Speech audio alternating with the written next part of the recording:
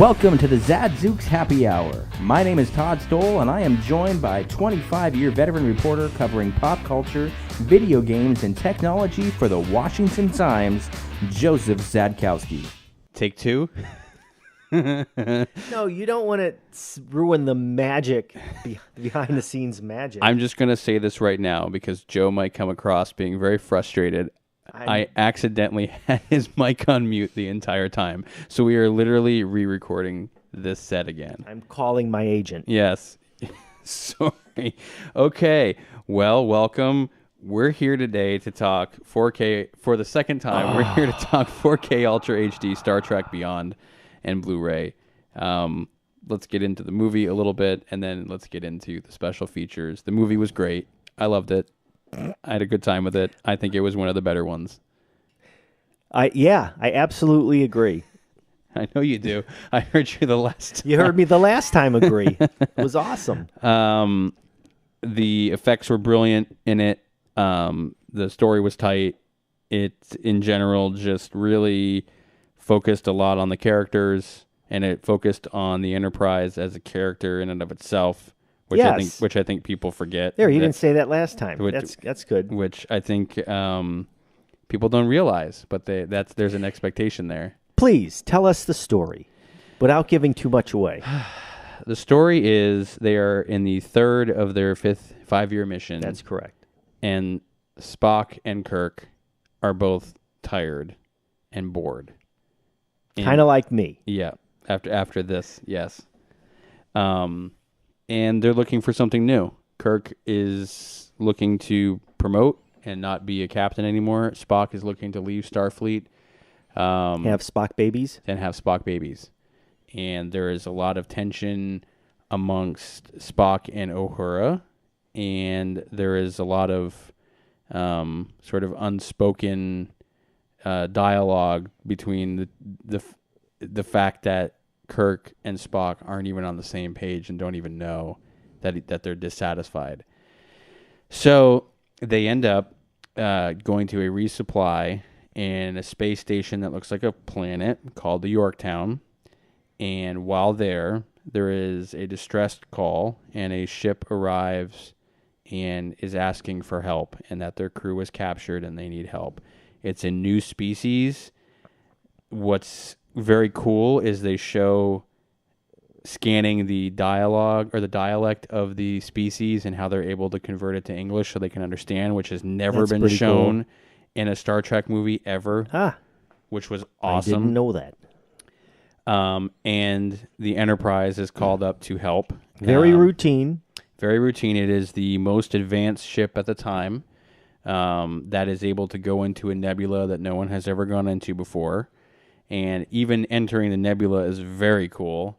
It's very reminiscent of Star Trek 1 in some ways, where they enter that nebula and they lose all communication, and they come upon an Earth-like planet. What happens on that planet ends up destroying the USS Enterprise and separating its crew into smaller teams. You find that Kirk is teamed up with Chekhov, and Spock is teamed up with Bones, and you find that Uhura is with Mr. Sulu. And there's Scotty's on his own. Scotty's on his own, and he comes across a new character called Jayla, whom was written initially for Jennifer Lawrence, and she was unable to do it. And so, can she be in more stuff? As an homage to her, Jayla is Jennifer Lawrence. Oh, I didn't know that either. This is much better. So she's introduced. The Enterprise is destroyed, and that's in the first probably third of the movie. Right. And you are left with a cast who now has to struggle not only for survival against an evil, but also with the death of a family member in the Enterprise. Right. And there is a scene where they've all jettisoned in their escape pods, and you can see Kirk jettisons. He's the last one off the ship, and they have his reflection. And he is looking at the saucer section crashing into the planet below him. Very cool. And he has this very emotional look on his face that, this was my ship and it's gone. and then it's a struggle for survival. And the villain in this film has, I guess they don't really call it that, but it's a swarm of spacecraft that I think was used for mining. It's spectacular Which again. just shreds the Enterprise apart. I mean, just destroys it. And inevitably, they have a weapon. They're going to use it on the Yorktown. You're giving too much away. And it's up to Kirk to try to figure out how to stop it. Too late. There's no longer any need to watch or rent the movie. No. He's just giving you... Come on. It's up to Kirk to stop it. There's another big gimme at the end. There is. Big, whatever it's called. A reveal. Easter egg, reveal, MacGuffin, whatever it is. And without really giving anything away, because you could definitely tell the Enterprise is destroyed in the trailers, they introduce much earlier in the series the Enterprise A, whereas in the original timeline, it's not introduced until the fourth movie. I think fourth. I can't remember now. I think it's the fourth movie. So this is within the first 5-year mission, which is way advanced. Right. And this is by Justin Lin. Fast and Furious's, and he does manage to sneak in a vehicle chase. And it's awesome. It is written by Simon Pegg, Mr. Scott himself, and Doug Jung, who is Mr. Sulu's husband, which you see for approximately a total of maybe 30 seconds throughout the entire film. No comment. And not that there's anything wrong with that. No, and there's actually in the special features there is a discussion as to why that character was introduced by Simon Pegg and why approximately 5 seconds. About 5 seconds, but enough to explain why he did it. And I think that's perfectly acceptable. Special effects again were amazing. Storyline was tight. Writing was tight. But it didn't make as much money as the other one. Which is very surprising because this one, I really thought... I personally think of the three of them, this was the best. I think the second one, it's a toss-up between the first one and this one. I like this one because I just really like the fact that it was a true Star Trek story. I liked the first one because it was so fresh. There was a freshness there. Even though it was like retreading a lot of material. Yep. It was still pretty fresh. And this is this is a storyline that's never been told. The second one was a rehash of a storyline with modifications to it. Right. So no, it was good. It was a good length. It had excitement to it, and there really wasn't any elements of the story that could have been cut. There is one thing, an observation that I saw. I don't know what you think about it. Mr. Scott has a very little part in the first movie. In the second movie, he has some part to it, but much like the original movies, his is sort of he's a supporting character. He's not even part of the original cast, if you will. In this movie, I have to wonder, did Simon Pegg write just a crap load of material for himself to make sure he got equal time on screen? Well, that would be the best way to control it, wouldn't it? But I didn't have a problem with it. He was great. I didn't either. He was funny. He was funny, and the fact that he was by himself, and there's a couple lines in there which was hilarious which is very much a Mr. Scott thing. These damn things tore my ship apart. That was my ship. Right. That was mine, and that's very reminiscent of the character that James Doohan played, which is this was my ship. This isn't the captain's ship. This is mine, and I thought that was great. They definitely managed to do some substantial callbacks to dialogue from the original cast and insert it throughout this movie. So what about the extras? Let's get into the extras. 45 minutes of production featurettes. Which was great. The production on this thing must have cost a insane amount of money. The Enterprise, the bridge, and the hallway, the corridor, were on rotating lifts. I didn't know that. And so the bridge vibrates when they're being attacked. And there's a scene where the Enterprise is coming apart and they're losing gravity. And they're actually flipping the whole thing while the actors are on it. Wow. And they're hooked up to wires. I didn't see that part. Other thing we liked was the introduction of 50 alien races. Which goes into with lots of makeup. The makeup director's process of molding and fleshing out 50 different races and then creating multiple variants of those for multiple extras. So while there may have been 50 original aliens, there's probably 200 extras that played those aliens. Easily.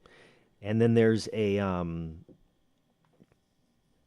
look at the beloved Star Trek franchise after 50 years, and we get 8 minutes. Which was nowhere near That is enough. a compacted version of the Star Trek legacy. Did you notice at the very end, after that was done, it gave a list of all the movies and said, now available on Blu-ray. Right. It was like, so you're giving me a tease to go buy Which the other almost ones. took more time than the actual 8 minutes.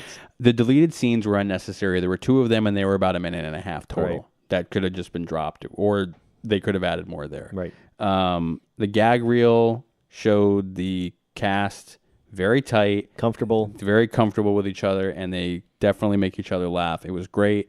No problems. Maybe a little too long, but still pretty good.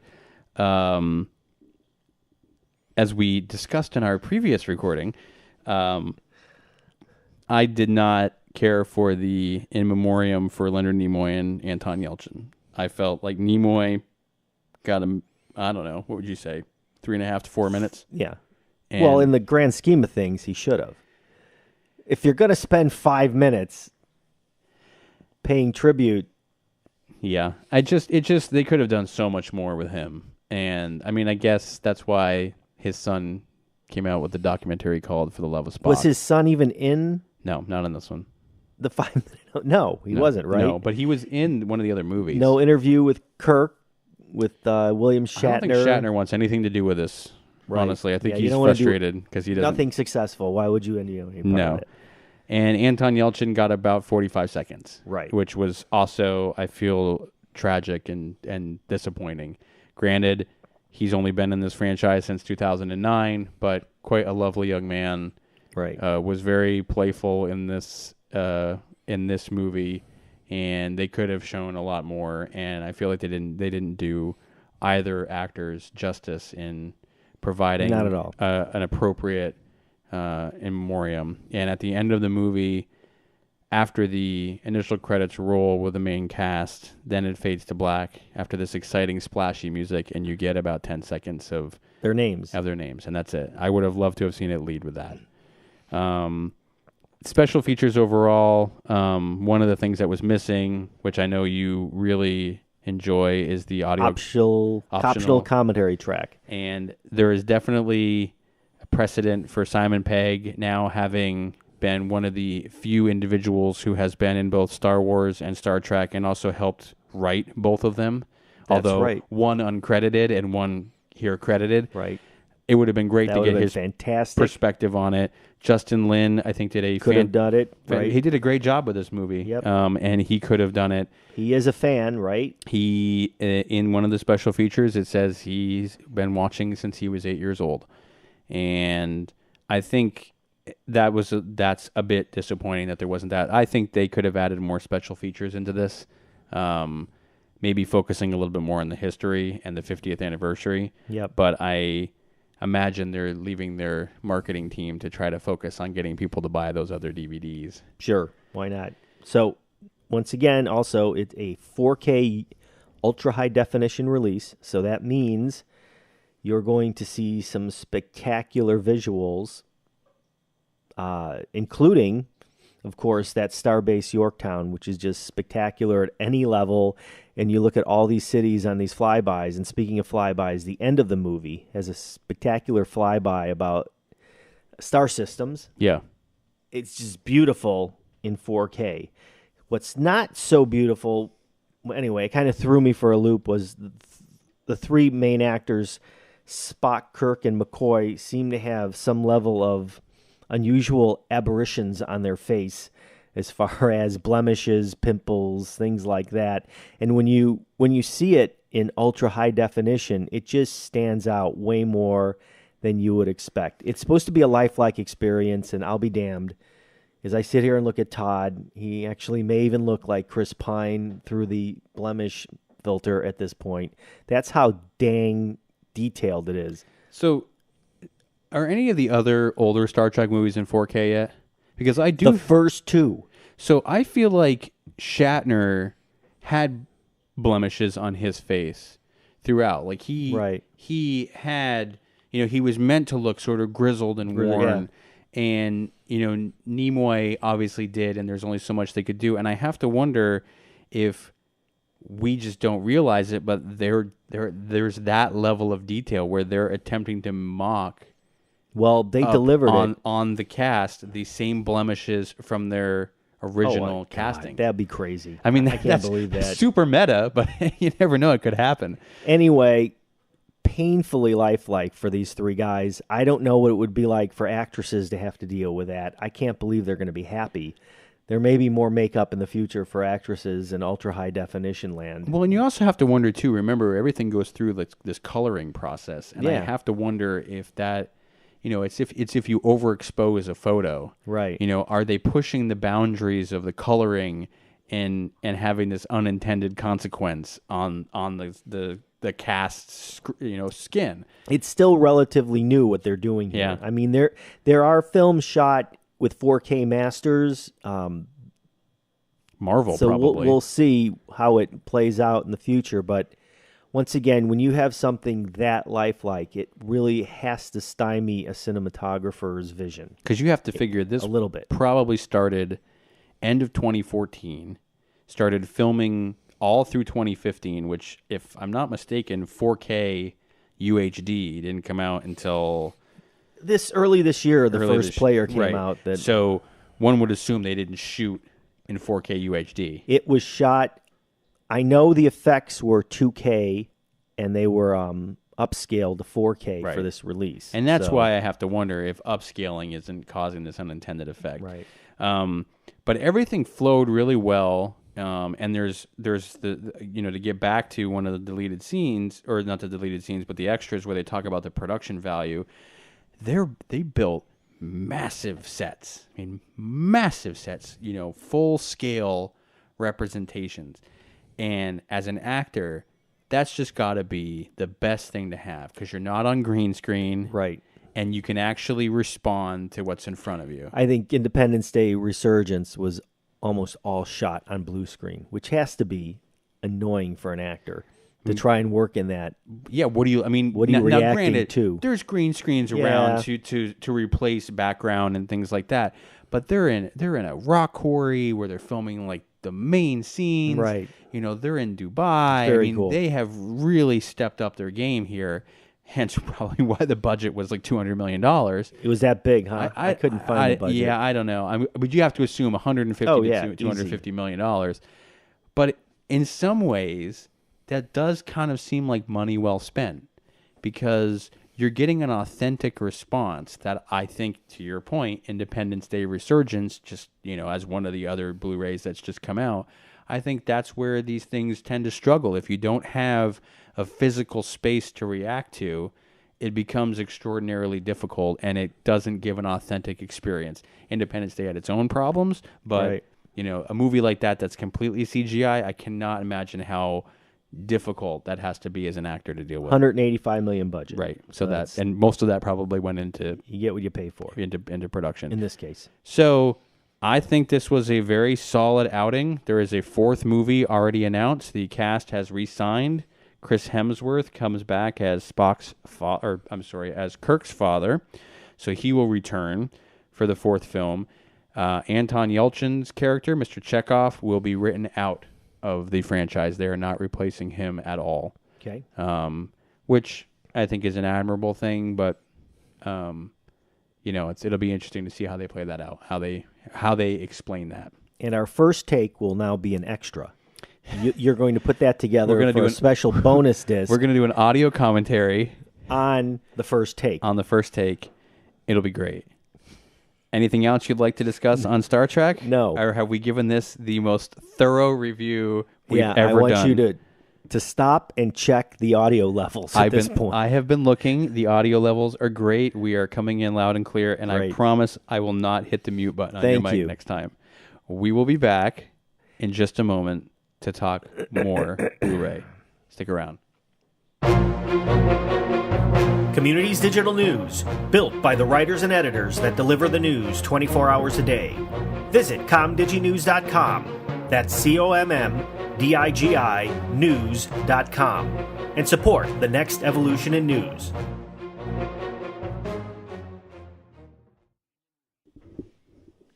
You want to do box office first? Sure. Or do you want to talk about something very near and dear to your heart? Well, it was almost as near and dear to you because you kept sending me text every 20 seconds every time the game changed. Because you weren't watching it. So everyone is aware at this point, unless you've been living under a rock, that the Chicago curse is broken. Chicago Cubs finally won a World Series after 108 years. In one of the most difficult games in the history of baseball. And one of the most watched World Series games in the history of baseball. With good reason. With good reason. Phenomenal game, extra innings, rain delay, blown leads, drama, amazing. Almost another comeback. This could be a Disney movie. Right. Remember the Titans style Disney movie where it's just like back and forth and back and forth. As soon as that Blu-ray collection comes out, I am buying it immediately. It was great. Now, the reason that we are talking about the Chicago Cubs on a pop culture podcast is because I am from Chicago, and I suffered many, many years watching the Cubs stink up the joint.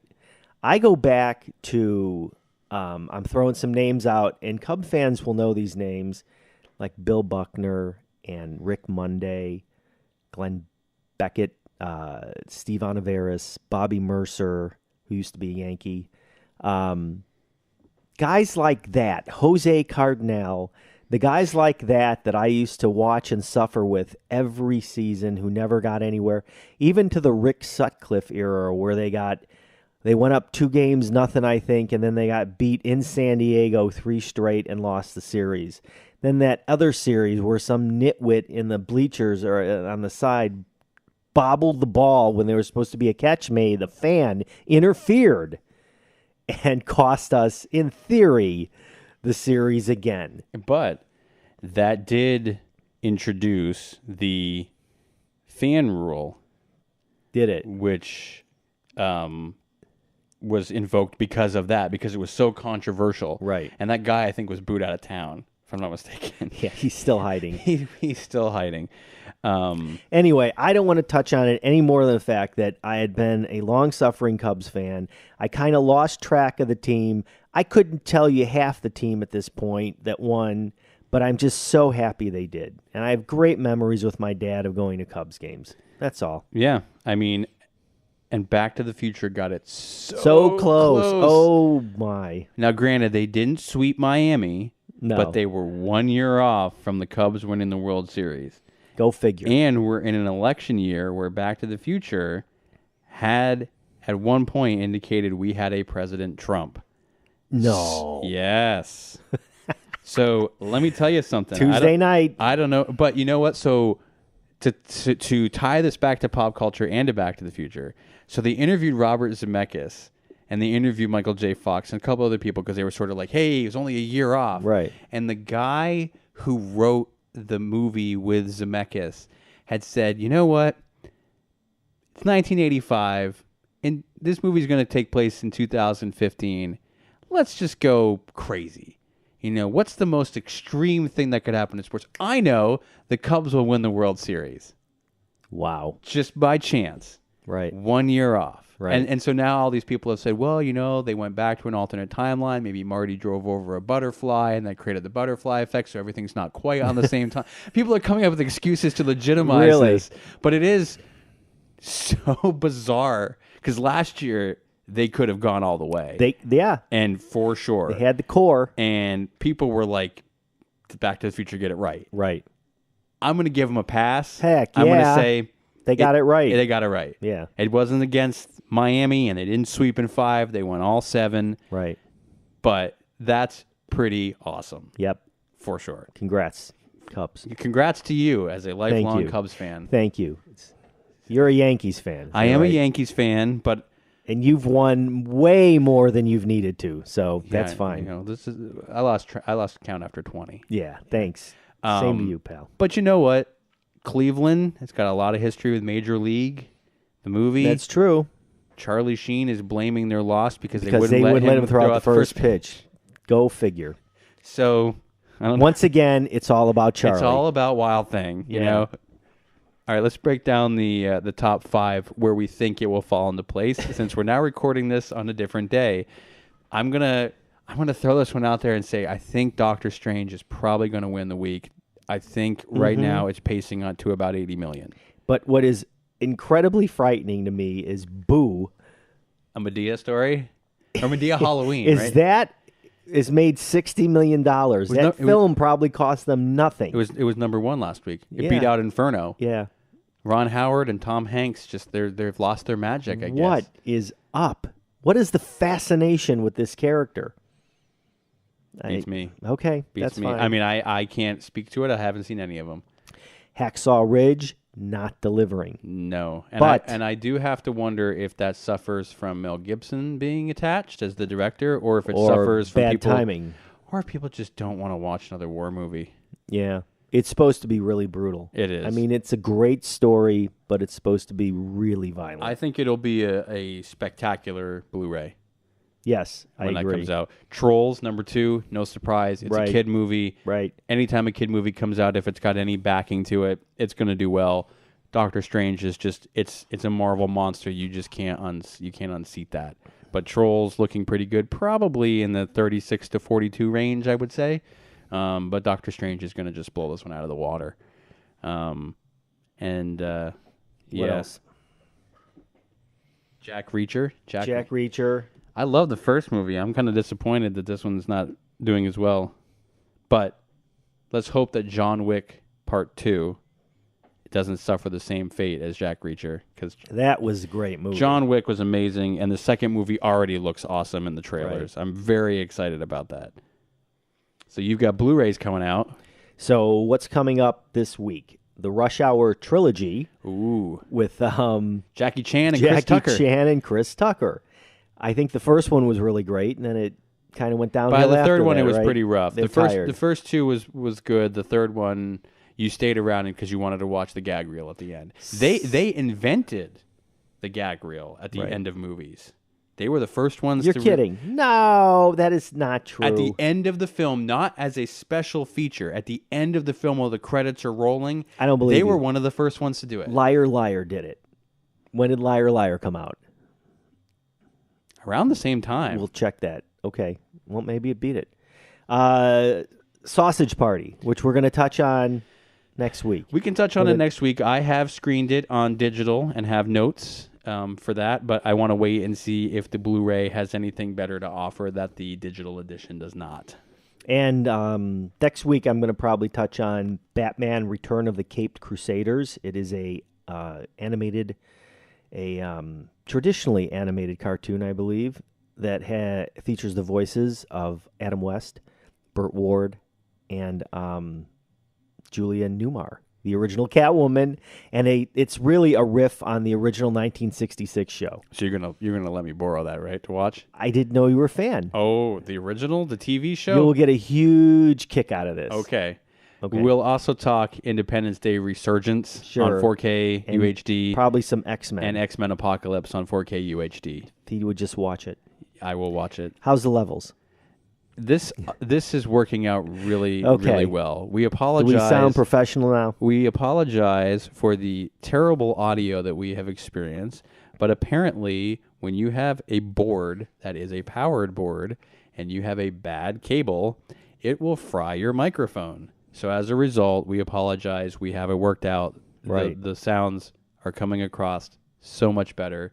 Thank you for listening. Thank you for Yes, being here thank you. to cut the first session twice. It's very exciting. We may even be able to throw some polka at the end of this to really just seal the deal Season the deal. and get it done. I am Todd Stowell, I'm still Joseph Zadkowski and we'll see you next time. on Zadzook's Happy Hour.